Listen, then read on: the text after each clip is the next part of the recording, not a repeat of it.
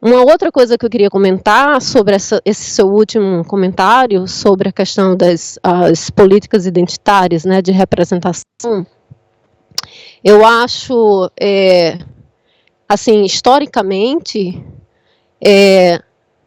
acho que a esquerda pecou muito, especialmente a esquerda no Brasil, e continua pecando e continua errando da mesma maneira, historicamente, por não conseguir trabalhar com a questão da interseccionalidade, né? É uma análise sempre de classe, e você me perdoa com todo respeito, marxista e troxista peca descaradamente e feiamente, na minha opinião, quando não se dá conta de fazer uma análise mais completa, né, que vai além da questão de classe.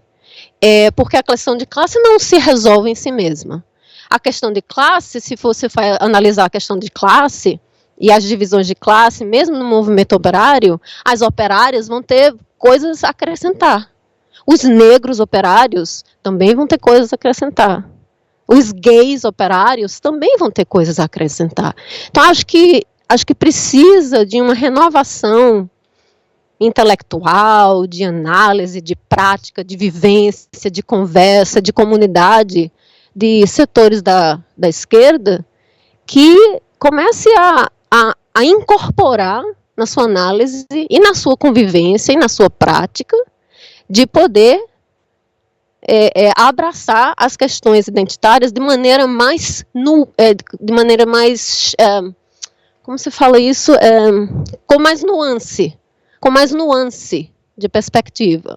Porque acho que é uma balela, me desculpa se essa palavra soa desrespeitosa, não é a minha intenção, mas acho que é uma falácia, na verdade, dizer que dar atenção a questões de diferentes setores da população causa desunião.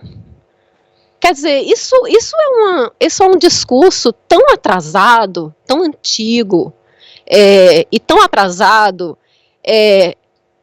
sabe, assim, não me dá nem vontade de aprofundar, porque falta sofisticação. Falta sofisticação, eu acho. E a gente precisa, quer dizer, a presença das mulheres nos partidos comunistas do mundo inteiro foi assim, não foi só importante, foi essencial. Né? Se você para entender o Partido Comunista, aqui, a gente acabou de voltar aqui de um tour que mostra, né, que trata da questão da história colonial da Holanda no mundo. Né? E um das ativistas do Partido Comunista aqui na Holanda é uma mulher negra.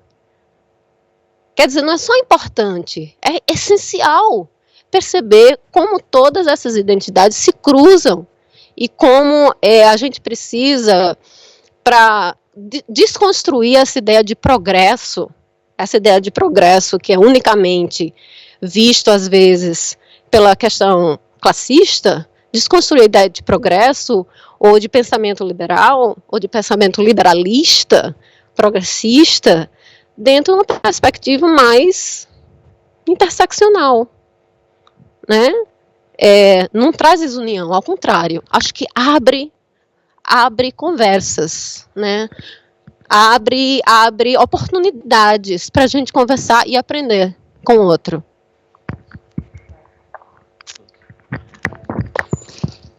Boa noite, sou João. Primeiro, eu acho bem delicado a gente tratar a questão racial no Brasil como um penduricalho ou como uma coisa que causa desunião num país que foi fundado sob um sistema escravocrata baseado em raça. Então, eu acho que classe não resolve, não explica nosso país, não nos ajuda completamente. Eu acho que tratar a pauta da comunidade negra no Brasil como algo que deveria ser colocado em segundo plano, como eu tenho visto pela própria esquerda, é uma coisa bem complicada, porque nós somos a maior parte da população do Brasil. E eu, particularmente, acho inadmissível, em 2018, a gente tem que fazer certas concessões. Oi? A maior parte da população é negra, a maior parte da população negra é pobre e é proletária. Então, eu acho bem delicado a gente continuar com esse discurso de que, ok, isso existe, mas vamos, por enquanto, tocar nessa agenda aqui para a gente ter união, porque essa agenda é branca. Proletário não, mas essa agenda é branca. E masculina, e sexista, e transfóbica, homofóbica, porque é isso. Agora, o problema é quando a gente fala isso com essas palavras, quando a gente nomeia as questões. A gente não nomeava isso há 20 anos, há 30 anos. Hoje, a gente levanta e fala. Isso incomoda, porque o operário é sim homofóbico, é sim transfóbico, é sim sexista. São todos? Certamente que não. Mas uma boa parte, certamente é. E quando você fala que esse movimento não vem da base, aí eu volto para um ponto que eu discuti aqui no Munganga há algum tempo. A minha família, boa parte da minha família é negra. A minha família não vê que existe um racismo estrutural no Brasil. A minha família não tem educação nível superior, etc. e tal. Minha família teve uma educação básica. Nós somos ensinados que no nosso país, raça não é uma questão. Eu fui ensinado que a gente era igual, independente de nossa raça, de nossa cor de pele. Porque a Constituição fala isso, que todos são iguais perante a lei. A gente vê que esse papel, na prática, não funciona e não acontece dessa maneira. Então, o livro na escola que você estuda, a discussão que acontece, sempre há uma invisibilização da importância do negro e dos problemas que a gente enfrenta na sociedade. Então, não, há uma democracia racial no Brasil, então você é negro, branco, não importa, todo mundo é igual, enfim. A gente vê que nós somos a maior parte dos encarcerados no país. A maior parte, nós somos pobres, somos discriminados, somos impedidos de entrar em alguns lugares por sermos negros, simplesmente por sermos negros, por nada além disso. A gente não consegue entrar em alguns espaços. Não estou falando de uma loja, mas não só numa loja. Quando a política de cotas foi implementado, qual era a discussão? Qualidade. Mas isso não pode dar certo porque ninguém está preparado. A gente sempre teve esses espaços negados. E quando você fala que esse movimento é basicamente da classe média, boa parte de nós que não tínhamos acesso à educação superior ou a outras leituras para além daquelas que eu tive acesso na escola, que era um livro colonizado, que me ensinava que o Brasil foi descoberto por Pedro Álvares Cabral, em 1500. Quando eu tive acesso a outras leituras além dessa, eu consegui construir uma reflexão do que eu vivo. Isso não aconteceu até eu ter 18 anos, quando eu comecei a ter acesso a outras coisas, a outro universo, além daquela cidadezinha onde eu morava, onde essas questões passavam muito distante. Então, quando você fala que esse movimento é da classe média e tal, o que você deve estar querendo dizer ou observado é que uma parte dessas pessoas começou a ter acesso e fazer uma reflexão sobre o que a gente vive a partir de outros lugares que começamos a ocupar. Meus primos, minhas primas, minhas tias, eles não conseguiram acordar para isso. Eu não culpo eles. Eles não tiveram acesso a coisas que eu tive acesso, a coisas que meus amigos tiveram acesso. Então, eles ainda acham que a piadinha que eles falam não tem problema nenhum. É uma brincadeira, que hoje é muito chato, porque não pode fazer mais uma brincadeira. Eles não têm um processo reflexivo tão trabalhado, porque não teve acesso a muita coisa que eu e outras pessoas tivemos acesso. E não é porque não vem da base, é porque a base não teve acesso a essa educação que pouca gente tem acesso. Pouquíssima gente. E isso muito por conta também da invisibilidade que essa questão sofre no Brasil. Quando a gente fala, por exemplo, que isso não deve ser colocado como uma agenda importante, porque senão a gente vai criar desunião. Como assim desunião num país que a maior parte é negra? Como assim a gente vai aceitar ou admitir que essa pauta fundamental, que é estrutural de como o país foi fundado, é estrutural no sentido de como as pessoas são distribuídas nas cidades e no território, porque se você olha para Salvador, para o Rio, enfim, para as cidades, você vê claramente onde são os pobres e quem são esses pobres. Não são pobres brancos que moram nas periferias, em sua maioria, nas periferias, nos morros, nas favelas e que são mortos pela polícia. A maior parte são pessoas pobres, sim, então a questão de classe é importante, mas são negras. A maior parte é negra. E isso não pode ser minimizado ou negligenciado, como eu tenho visto em vários discursos da esquerda brasileira. Então, se é para a gente continuar avançando, a gente precisa olhar para o nosso passado, para o nosso presente e ver que futuro a gente quer. A gente quer um futuro diferente ou a gente quer produzir mais do mesmo e continuar deixando de lado quem sempre esteve de lado? Porque a gente está falando de um país de mais de 500 anos, mas em que quase 400 anos foi racialmente dividido entre quem tinha alma e quem sequer tinha alma. Quem tinha alma, obviamente, pessoas brancas tinham tudo, e quem não tinha sequer alma, sequer tinha o status de pessoa humana. Mesmo após a abolição, isso não mudou tanto. Que tipo de suporte a gente teve depois que a abolição aconteceu? Que tipo de suporte a população negra teve no Brasil? Então não dá para a gente chegar hoje em 2018 e falar que isso é um penduricalho, que essa é uma pauta que não deveria ser encarada com mais vontade. Ou a questão das mulheres, ou dos LGBTs, enfim, das minorias. Mas eu pus a questão negra porque eu acho que é realmente uma questão fundamental e aparece sempre como algo identitário, não como algo estruturante do nosso país, que nem sempre é visível, mas está lá, nas raízes, está lá nas instituições, está no dia a dia, nos menores detalhes. Nem sempre é tão visível, mas está lá nos menores detalhes. Então não é uma questão identitária simplesmente, é uma questão estruturante que funda a sociedade brasileira e que não pode ser negligenciada.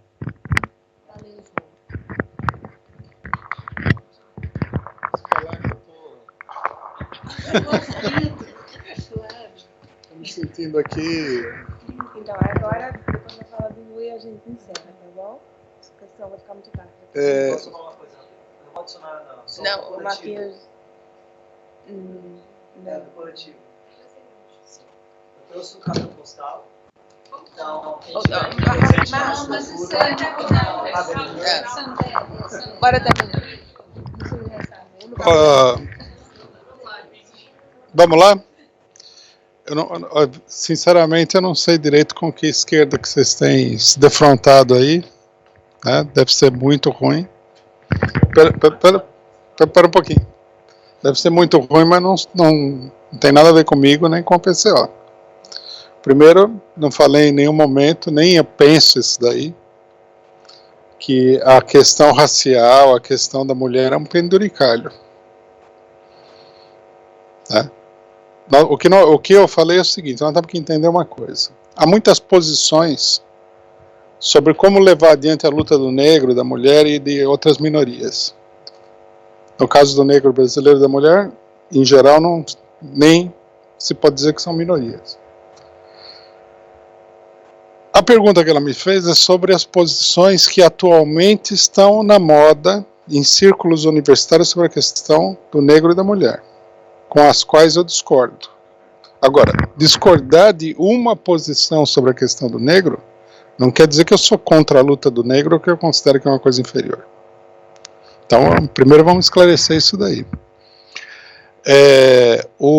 Nós, PCO, nós colocamos o problema da mulher e do negro como partido marxista desde o começo da existência do nosso partido. Sempre tratamos do problema. Eu mesmo escrevi várias coisas sobre os dois temas. Que, você me desculpa dizer, mas vocês não têm a menor ideia de que nós temos essas posições. Não, tudo bem, mas você se referiu a mim. Não, o que eu falei foi isso daí, que certas posições que existem sobre a questão do negro, o que hoje o pessoal chama de pautas identitárias, são posições autoritárias e que da maneira como colocam o problema do negro, da mulher e do homossexual, eles promovem a confusão e a divisão. Quer dizer, ninguém é obrigado a concordar com todas as posições que existem sobre a questão do negro. Tem gente que acha, por exemplo, que é do próprio movimento negro. Vou dar um exemplo. Malcolm X, por exemplo. Malcolm X achava, quando ele estava nos muçulmanos negros, que o branco era o demônio na Terra. Eu não sou obrigado a concordar com isso. Eu até entendo porque ele pensava assim. Eu sou obrigado a discordar dele. Embora o branco seja demoníaco com o negro, literalmente como ele achava, que ele era religioso, que o branco era a encarnação do demônio na Terra, não dá para concordar. Então, quer dizer, não é porque a pessoa luta... Não. Eu estou dando um exemplo. Pessoal, vocês estão muito exaltados. Estou dando um exemplo. Então, o que eu falei é o seguinte, eu dei um exemplo aqui. Alguns companheiros nossos recentemente falaram assim, chamaram uma passeata para defender o direito das mulheres, na qual os homens não podiam participar. Eu sou contra isso daí. Agora, se eu sou contra que haja uma passeata onde os homens são proibidos de participar, eu sou contra a luta das mulheres? Não, sou contra uma concepção que existe sobre a luta das mulheres. É isso que eu estava falando. Foi esse o exemplo que eu dei. Há outras coisas também que acontecem no movimento de negros, de determinados setores, que são parecidas com essa. Eu não concordo. Eu acho que o movimento tem que ser levado adiante, né, buscando a unidade de todos os setores que são oprimidos. Isso não... Calma. Não, você não tá entendendo. Veja, vou repetir o exemplo. Foi chamada uma passeata onde os homens eram proibidos de participar. Não tem nada a ver com a pauta do movimento. Eu estou falando de um determinado método. Por exemplo, eu já me defrontei com situações que são as seguintes. Fulano não pode falar nada sobre a questão do negro porque é branco. Não concordo, eu não lugar de fala, não concordo com isso daí absolutamente. E eu acho que essa colocação, esse tipo de colocação, é reacionária e também não tem nada a ver com a luta do negro em geral. E nem com a luta da mulher, nem nada. É uma concepção que existe aí, que determinadas pessoas têm. Outra coisa, o problema da mulher. Eu acho que falar que a esquerda em geral, tem esquerda que não dá a menor importância para nenhum problema A, B, não dá importância para nada em geral, a preocupação deles são preocupações menores. Agora, nós temos que entender o seguinte, as principais concepções sobre a luta das mulheres historicamente e do negro surgiram dos marxistas. Os marxistas nunca foram alheios ao problema. Dos primeiros a elaborar teoricamente o problema foram os marxistas. Por exemplo, o Dia Internacional da Mulher, que todo mundo, agora até a ONU fala, etc. e tal. Quem que criou isso aí? Foi a Segunda Internacional, foram os partidos socialistas marxistas. Mas a luta das mulheres não está resumida à criação do dia. Não, mas eu não falei que está resumida, companheira. Você tem que ver, você tem que ver o que eu estou falando. Eu acho que vocês estão muito na defensiva com o problema aí, se sentem muito atacados, tá certo? Não é nesse sentido. É que eu acho que está tão acostumado a negros não falarem nada, não falarem nada. Não. Claro. Quando alguém tem um tipo de posicionamento, é autoritário. Não. Mas eu estou te dando exemplo. Você concorda com isso? Você acha, por exemplo, que nós temos que separar o movimento negro das organizações de esquerda que são brancas? Quem é, onde foi, quem organizou, por que fez assim? Não sei. Você não está nem questionando, cara. Não, eu estou questionando a ideia. A própria fala. Veja, eu estou questionando a ideia. Estou questionando a ideia. Eu acho que se alguém quer lutar pelos direitos das mulheres, se as mulheres no mundo são oprimidas e precisam de toda a concentração de luta que possa haver, é preciso unificar as pessoas que querem lutar pelos direitos das mulheres. Essa é a minha concepção. Se você acha que isso daí é errado, então você precisaria demonstrar por que é errado. Se no movimento negro há setores que são brancos que lutam pelo direito dos negros, tem que unificar essa luta. É uma coisa simples, é uma coisa elementar. O marxismo sempre deu importância à questão da mulher, sempre. Há uma literatura vastíssima, marxista, que começa no século XIX, com o próprio Marx, com o próprio Engels, falando do problema da mulher. Os movimentos negros que apareceram na maioria dos países e que se desenvolveram eram ligados aos movimentos marxistas, quase todos eles. Os marxistas foram os primeiros a elaborar o problema do negro, de um ponto de vista geral. Então, eu, por exemplo, sou marxista e eu considero que o problema é um problema importante. Por exemplo, a questão da mulher. Vou dizer qual a minha opinião, a opinião do meu partido é a opinião de todos os marxistas. As mulheres são metade da sociedade e são metade da classe operária. Você quer fazer uma revolução proletária? Não dá para fazer sem metade da classe operária. Você falar assim, eu sou a favor da luta da classe operária, mas excluir as mulheres, é um contrassenso. Nenhum marxista nunca fez isso daí. Então, não faz sentido esse negócio. Faz sentido nenhum. Veja bem, nós temos uma posição sobre o tema das mulheres, dos negros, das minorias, e eu posso mandar os documentos para vocês analisam. Nós, por exemplo, o PCO, nós temos um movimento de mulheres, nós temos uma discussão sobre o tema, nós fazemos conferência de mulheres, nós fazemos reuniões de mulheres, discutimos o tema há muito tempo, temos uma posição clara. Nessas posições, nós explicamos a relação entre a luta de classes e as outras lutas sociais que se desenvolvem na sociedade. É falso pensar que, porque você é marxista e você acha que a questão essencial é a luta de classes, que as outras lutas não existem. Você precisa de uma análise teórica determinada que não vai dar para fazer aqui agora por falta de tempo. Mas uma coisa não está em contradição com a outra de forma nenhuma. Né? O marxismo, o que ele explica é que a contradição essencial da sociedade é entre a classe operária e a burguesia, essencial. Que é a contradição que pode mudar a sociedade. Porque não haja outras contradições dentro da sociedade capitalista, isso não é uma posição marxista. Eu já vi gente de esquerda falar isso daí. Não existe a luta da mulher, só existe a luta de classes, a luta do trabalhador e tal. Não, tudo bem, também não estou generalizando, mas também não é a nossa posição. Tá bom, vamos.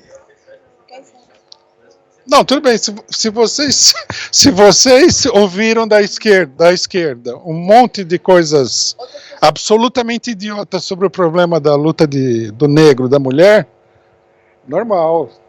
Se vocês se revoltam, é normal. Eu concordo com você quando você fala sobre a unificação das pautas. Se existe a questão do negro, existe a questão da mulher, existe a questão do indígena, e a gente deve unificar forças, todo mundo, para resolver isso. Concordo. Agora, e aí é uma sugestão que fica para também reflexão, como também para a nossa, enfim. Se existe uma luta, e se a gente acredita nela, eu acho que é problemático a gente, em público, a gente ressaltar, primeiramente, os pontos negativos dessa luta, que foi exatamente o que acho que os meninos perceberam na sua fala, o que eu percebi na sua fala, a primeira, quando Luísa perguntou e na sua resposta. Depois você explicou e tudo, mas quando você coloca, primeiramente, que eu concordo com a questão identitária, mas o problema é que ela divide e que as pessoas são assim, você coloca um ponto negativo de, como você mesmo falou, de uma questão pontual que pode acontecer dentro do movimento, como, por exemplo, a gente pode escutar dentro do próprio, entre marxistas, dizendo que essa não é uma questão, você entende? E ressaltar uma questão pontual, quando na verdade é uma questão maior que ela precisa ser mais relevante e ter relevância no discurso, porque isso é questão de discurso. E a questão de discurso ela é importante também, porque na medida em que a gente só ressalta, primeiro, o ponto negativo de uma luta, a gente dá força, por exemplo, para quem é contra essa luta, dizer, olha aí, tá vendo que a própria esquerda está contra isso? Entende? E aí o que eu quero colocar é uma sugestão para reflexão mesmo por discurso, porque o discurso ele é importante, sim, e poderosíssimo. Só esclarecer rapidamente. É o seguinte, quando vocês falam pautas identitárias, vocês não se dão conta de que isso daí é uma coisa, o termo, que tem um significado específico. Não é, pautas identitárias não é igual à luta da mulher, à luta do negro. Isso é uma coisa que apareceu recentemente em círculos universitários e é uma concepção específica da luta da mulher e da luta do negro. Então, por exemplo, se ela tivesse me perguntado o que é que você acha da luta da mulher, eu ia simplesmente falar apoio, acho importante, acho fundamental, etc. e tal. Mas ela falou a palavra pautas identitárias, que é uma coisa bem diferente da luta da mulher. Não, mas o problema é que pautas identitárias... Não. Vocês têm que procurar entender. Quando alguém coloca o problema de pautas identitárias, está se referindo a uma determinada concepção. Vocês não têm consciência disso daí, porque vocês não são, como eu, por exemplo, muito mais velho, que acompanha a luta do negro muito antes que a expressão e o conteúdo que é dado a pautas identitárias tivesse surgido aí. Não, eu acompanho.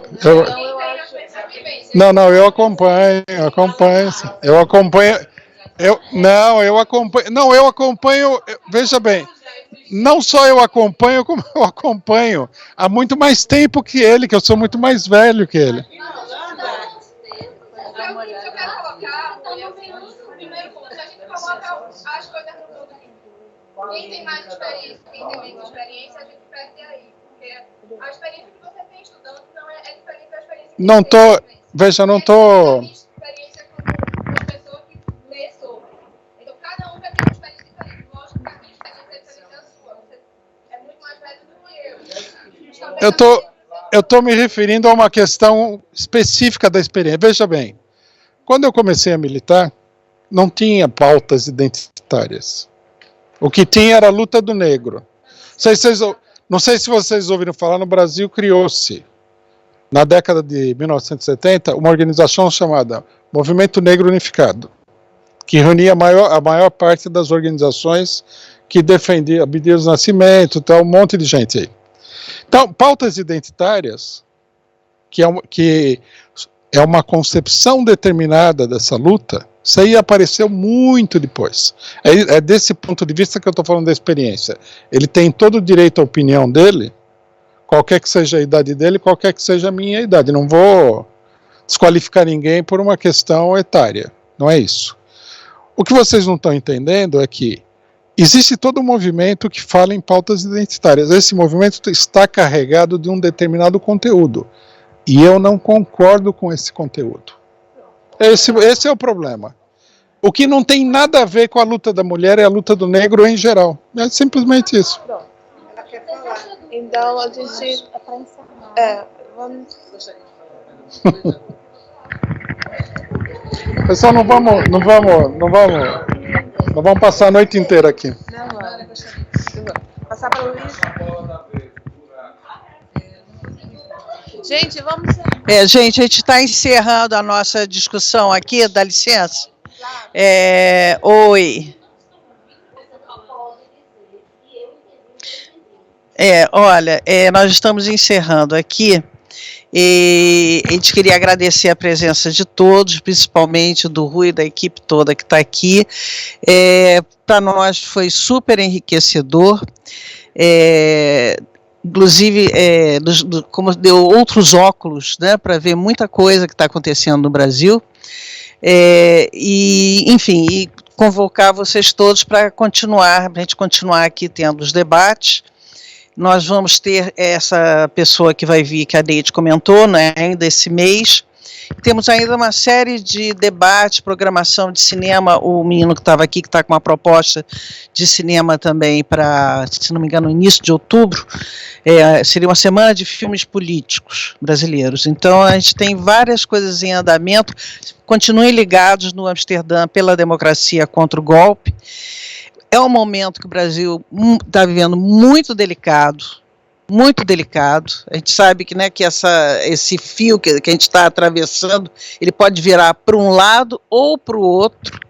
Pode ser uma oportunidade interessantíssima para o povo, mas pode ser também um enrijecimento bárbaro do que a gente já tem, né, de história de autoritarismo, de dominação, etc. Então, vamos estar juntos, vamos ver as nossas diferenças de opinião como algo enriquecedor, mas unindo no principal, que eu acho que nós temos uma situação muito candente agora, e a gente tem que estar unido nisso, né? Do meu ponto de vista, e eu acho que é também o ponto de vista do Amsterdã pela democracia contra o golpe. Eu queria só que o Rui, você desse uma última palavra para nós, e a gente vai encerrar, então, o nosso. Antes da gente Quer tirar uma foto? bater uma foto. Isso.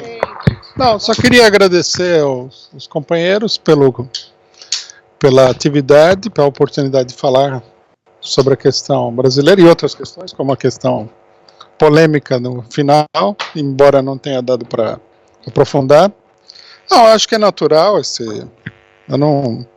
eu já estou muito velho para ficar chateado com qualquer polêmica. Polêmica faz parte.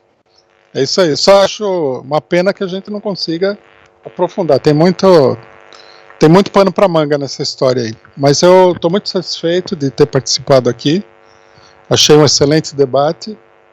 Achei muito produtivo. Eu queria, inclusive, destacar que fazer uma exposição sobre a situação, para mim, também é um aprendizado. Sempre que você tem a oportunidade de ouvir os outros, questionarem, levantar opiniões, você aprende, né?